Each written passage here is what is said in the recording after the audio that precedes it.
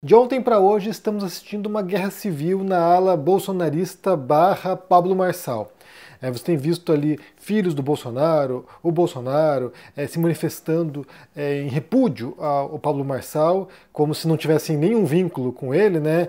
Claro, o candidato bolsonarista é o Ricardo Nunes, mas isso já surge à luz de uma pesquisa que saiu recente do Datafolha, indicando que o Pablo Marçal cresceu bastante nas pesquisas e agora ocupa a segunda posição nas intenções de voto para a Prefeitura de São Paulo, num cenário que é de empate técnico triplo, né? Aqui na pesquisa Datafolha, você tem em primeiro lugar o Boulos com 23%, em segundo lugar o Marçal com 21% e em terceiro lugar o Nunes com 19%. Bem, embora o Boulos esteja liderando essa pesquisa, o cenário é muito ruim para ele, né? Se você for olhar aqui os dados somados de candidatos que seriam de esquerda ou de centro-esquerda e candidatos de direita e de direita extremista, você percebe aqui que o negócio está bem complicado para o Boulos e começa a pronunciar ali que ele tem poucas chances de ganhar. Se for um segundo turno, que não foi feita simulação aqui, mas se for feito um segundo turno entre ele e Marçal, eu imagino aqui que votos do Nunes vão migrar para o Marçal, outros votos de direita vão todos migrar para lá, e aí... Para entender esse cenário aqui, eu quero comentar uma entrevista feita com a antropóloga Rosana Pinheiro Machado, que é uma das pessoas mais lúcidas para compreender o que se deu no Brasil nos últimos anos. É alguém que estuda a ascensão da extrema-direita, é alguém que está agora, né, analisando essa questão, inclusive o marketing digital, nesse sentido político, né, para votos e para eleições em países como Brasil, Índia e Filipinas. E aí, nessa reportagem, que é uma entrevista feita para o portal UOL, a manchete é: Marçal já conseguiu que a eleição de São Paulo seja sobre ele, diz a antropóloga. É bem interessante a entrevista mesmo, recomendo que vocês leiam. Vou deixar o link aqui no comentário fixado para que você possa ler na íntegra, mas eu quero ler um trechinho em particular aqui quando ela fala sobre esse efeito do Pablo Marçal, né, como está se dando esse progresso, né. Diz o seguinte aqui: a jornalista pergunta aqui se o Pablo Marçal tem potencial de crescer mesmo sendo agressivo, até mais do que o Bolsonaro, e daí a Rosana Pinheiro Machado responde: ele já emerge como um fenômeno das redes. O Bolsonaro foi o deputado mais votado em 2014, sem ser ainda um fenômeno das redes. Ele começa a crescer em 2014, era o nome mais buscado no Google daquele ano. Mas Bolsonaro tinha um eleitorado no Rio de Janeiro, com relações familiares, políticas e econômicas. Marçal não, ele já vem como coach de rede. Bolsonaro foi aprendendo a ser populista. Ele falava o que pensava de uma maneira tosca, agressiva, e foi aprendendo junto com os filhos o que era tática populista, estudando o Trump, o que era apito de cachorro, mensagens dúbias para atiçar o público em questões que fogem à ética. Marçal já chega no primeiro debate fazendo sinal de cheirador, chega pronto na tática populista. Talvez ele seja a pessoa mais especializada em explorar as redes sociais entre todos os políticos. E aí, só para esclarecer aqui um ponto, né, o uso do termo populista, eu não sei se é como a Rosana Pinheiro Machado utiliza, mas imagino que seja, porque as pessoas entendem o termo populista como se fosse demagogo, né? São coisas diferentes. Demagogo é aquele político, aquela pessoa que fala o que as pessoas querem ouvir, né? Que mente, se for necessário, para convencer as pessoas de que eles, são os melhores candidatos, os melhores políticos. O populismo, o termo populista, designa algo muito específico na ciência política, é um termo que tem um sentido próprio, e aqui eu quero usar a definição do Casmud, que é um cientista político holandês, que é um dos principais referenciais atualmente sobre populismo de extrema-direita pelo mundo. E aí, o uso do populismo, né, o termo como ele designa, como ele define populismo, é o seguinte, olha. O populismo é uma ideologia fina que considera que a sociedade é dividida em dois grupos homogêneos e antagônicos: o povo puro contra a elite corrupta, e que argumenta que a política deve ser uma expressão da volonté générale, a vontade geral do povo. Essa definição está no livro dele, The Populist Zeitgeist. É um livro de 2004, mas o Casmud se tornou uma grande referência, principalmente para compreender o mundo pós-Brexit, pós-Trump, e é usado na Europa, nos Estados Unidos, e também para compreender esse fenômeno no Brasil, embora haja outros autores referenciais também nesse sentido, como o Finkelstein, que escreveu o livro livro From Fascism to Populism in History. O populismo não é um recurso, né, político exclusivo de extrema-direita, não é. O populismo ele está presente em partidos de esquerda, de direita, ou seja, tem a ver com esse caráter, inclusive dicotômico, né, a polarização política, por exemplo, e quando um político ou alguma personalidade pública diz representar a vontade do povo, e isso pode significar muitas coisas, né, a classe trabalhadora, por exemplo, o proletariado, sei lá, os religiosos, o povo simples do campo, ou sei lá, os pobres das cidades, pode se apropriar dessa ideia de que ele é a voz do povo, de que a voz do povo é a voz de Deus, portanto, se o povo quer alguma coisa, ou se o povo precisa de alguma coisa, quem é o melhor representante daquela vontade do povo é aquela figura em particular.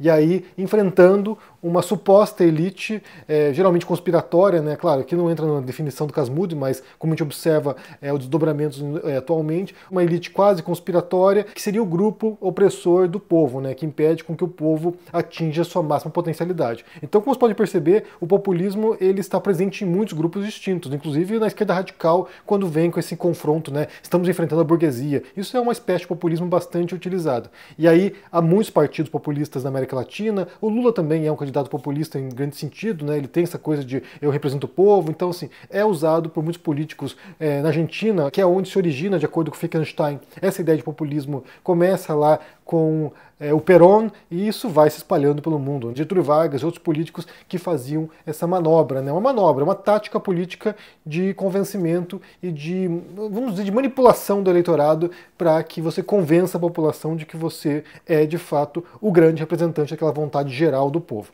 Então, você tem figuras que se elegeram ao longo dos últimos anos, no cenário agora de rede social, que adotam esse discurso, essa retórica populista, mas, nesse caso, de extrema-direita, que aí junta outros elementos, né? Não é apenas a vontade do povo, mas também tem a ver com certos valores. E aqui entra uma questão que é fundamental para compreender política, e isso gera uma frustração tremenda na gente, quando você analisa essas questões, porque a gente tende, ou gostaria de entender o cenário político a partir de um viés racional, né? Então, assim, como é que a gente explica para as pessoas quem é o melhor candidato, ou quais seriam os melhores projetos, mas isso pouco importa para as pessoas, porque elas não estão interessadas em projetos, elas não estão interessadas, na maior parte do tempo, em discursos racionais, em discursos coerentes, que façam algum tipo de sentido. Elas estão operando, as pessoas no geral, né, quase todos nós, estão operando através de valores. Então, aquele candidato que parece simbolizar o seu valor, o seu conjunto de princípios sobre o mundo, sua visão de mundo, aquele candidato vai receber o seu apoio e a sua adesão. Então isso pode oscilar de tempos em tempos, isso pode mudar de acordo com a época, de acordo com as condições econômicas de um país, de acordo com vários fatores que vão se manifestando com o tempo. E no Brasil de hoje a gente sabe que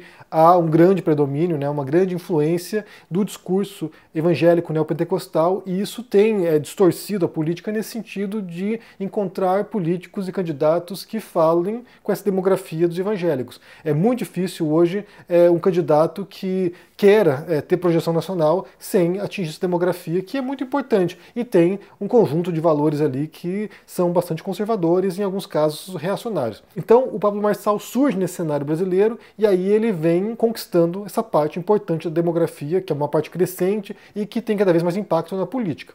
É só importante mencionar uma coisa, que tem uma frase, né, que se diz muito no Brasil, não sei de quem é a autoria dessa frase, que diz que no Brasil não tem eleitor, tem torcida. E eu percebo que a frase está desatualizada.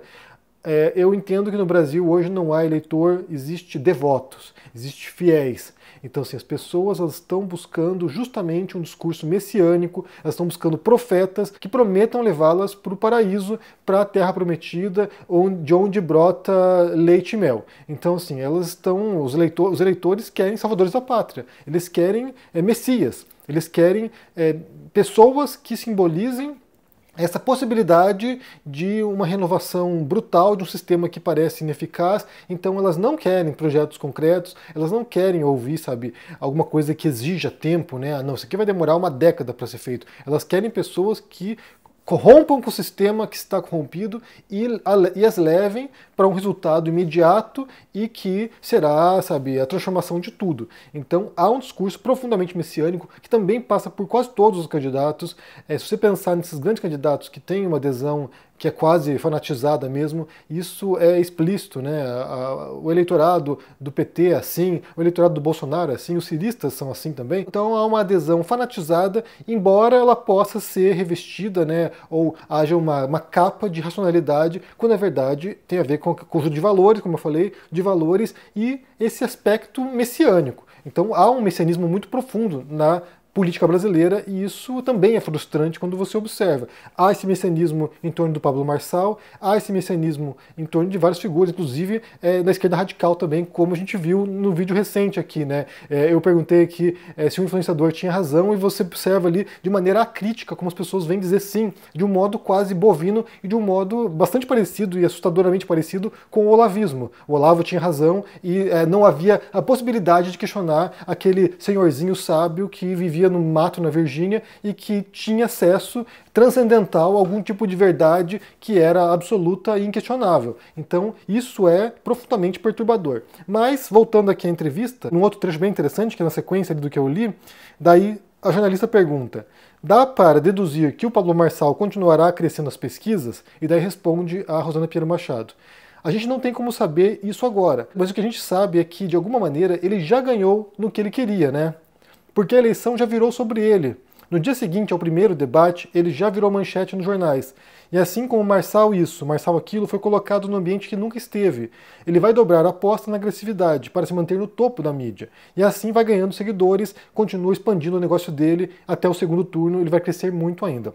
Aqui é importante traçar um paralelo, porque foi feita muita comparação entre Pablo Marçal e Bolsonaro. E eu acho que o Marçal é mais parecido com o Trump do que com o Bolsonaro. Porque o Bolsonaro, ele era político de carreira, então assim, ele estava há muitos anos na política, né, deputado, então assim, ele era alguém ali, era um macaco velho da política, e ele, como ele mesmo disse, ele fazia parte do centrão. Ou seja, o Bolsonaro era o típico político do baixo clero fisiologista. Ou seja, ele ia se movendo de acordo com as tendências. Se ia para um lado, ele ia junto, se ia para outro lado, ele ia junto. Se virou antipetista, a mentalidade coletiva, ele vira antipetista também e passa a atacar o PT exaustivamente. Ele era esse político oportunista e, que vai junto com a corrente.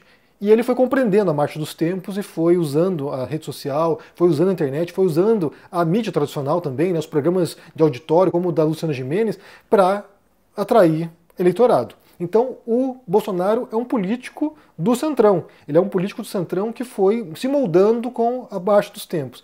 Já o Pablo Marçal, ele é um influenciador, ele é um empresário. Então ele é alguém que já conhece as táticas de comunicação e alguém que já tem muito tempo de estrada nesse tipo, vamos dizer que entre aspas, de picaretagem virtual. Então, assim, ele é alguém que, tem várias histórias ali do passado dele que surgiram à tona aí, que é alguém que tem o rabo preso em algumas histórias. Então, assim, ele já tem essa história de vendedor de gelo para esquimó.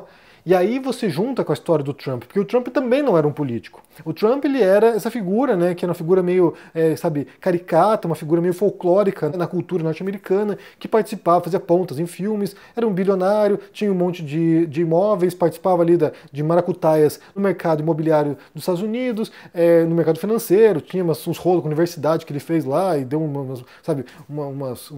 uns rebosteios. Ou seja, era alguém ali que estava envolvido em um monte de maracutaia e que também tinha visibilidade por causa de um programa de televisão. Ou seja, o Trump, ele usa a plataforma que ele conseguiu através do Aprendiz, que era um programa de televisão, ele usa essa plataforma para se projetar nacionalmente, e aí ele pensa nas eleições como um modo de valorizar o passe dele.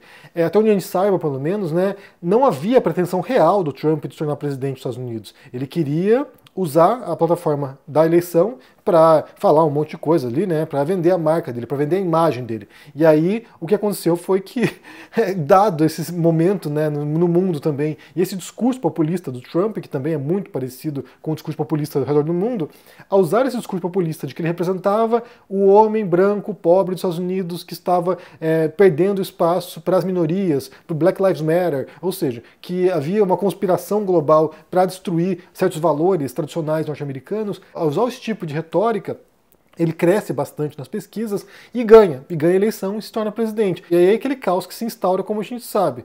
Então ali você tem uma figura que se tornou uma figura da mídia e que vai para a política. O caso do Marçal é alguém das redes sociais, alguém da internet, que tem essa visibilidade, que tem já milhões de seguidores e que vai usar isso para alavancar sua carreira na política. Pode ser que ele não ganhe essa eleição? Pode ser. Talvez ganhe. Eu acho que tem chance de ganhar. Se ele não ganhar, eu acho que ele já sentiu o gostinho do que é estar nesse jogo político, então a gente pode imaginar sim que essa figura vai voltar em outro momento para assombrar a política brasileira e quem sabe na presidência. E aí sim, se preparem, porque o negócio ali vai virar esse espetáculo macabro e bizarro que é a participação dele nesses debates. Então sim, é uma figura que já contaminou, ele já entra num jogo político bastante contaminado e, e corrosivo, ele entra nesse jogo e ele traz novos elementos, novas fórmulas que estão colando e que caem muito bem nas pessoas, porque as pessoas querem ver esse antagonismo, né? Elas assistem os debates ou elas veem essas propagandas eleitorais porque elas querem ver esse embate. É a treta que vence, é a treta que movimenta as redes sociais.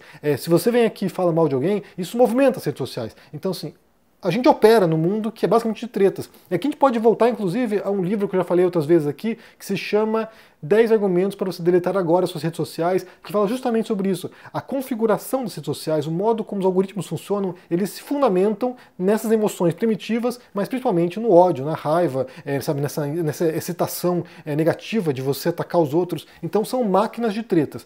As redes sociais são máquinas de tretas e você tem agora um candidato que sabe usar isso com maestria. E isso vai dar muitas léguas de vantagem para ele no jogo político eleitoral, porque é como opera nesse mundo de hoje. Então, eu recomendo que vocês leiam essa reportagem, essa entrevista com a Rosana Pinheiro Machado no portal UOL. Tá bem legal a entrevista, para você compreender como o buraco é bem mais embaixo e como a gente não fala de verdade aqui, não fala de racionalidade, não fala de, coerência lógica e como você vai convencer alguém com base em argumentos racionais. Não é assim que o jogo político opera. O jogo político opera com base na emoção, nas vísceras, né? Então, assim, as pessoas estão inflamadas e elas querem soluções imediatas e messiânicas. São profetas, são, emissários de Deus que vão dar um jeito no mundo que está cagado. E isso não existe, obviamente. Isso não existe, mas é como a gente observa agora esse jogo. Deixa aqui embaixo no comentário o que você pensa sobre isso, deixa o joinha, se inscreva no canal aqui, ativando o sininho, isso é muito importante para ajudar aqui no engajamento, se torne um membro para dar uma força e se cuide por aí. Um forte abraço e até mais. Tchau. Outro dia o meu amigo José Sócrates, ex-primeiro-ministro de Portugal, me falou uma frase que eu adorei. O futuro antigamente era muito melhor. E é verdade, cada vez menos a gente consegue imaginar um futuro mais promissor. E tem um culpado para isso, o neoliberalismo, o sistema que fracassou. No dia 27 de agosto, uma terça-feira, às 8 horas da noite, Bresser Pereira, um dos maiores professores do Brasil, ex-ministro da Fazenda e da Ciência e Tecnologia, vai nos dar uma aula sobre o neoliberalismo, explicando por que esse sistema é tão fracassado e o que imaginar como alternativa a esse sistema. Você não pode perder essa aula. Não perde a chance de aprender com o maior intelectual do Brasil, o maior entendedor sobre esse tema e um tema que divide tanto a sociedade. Dia 27 de agosto, às 8 horas da noite, a gente se vê.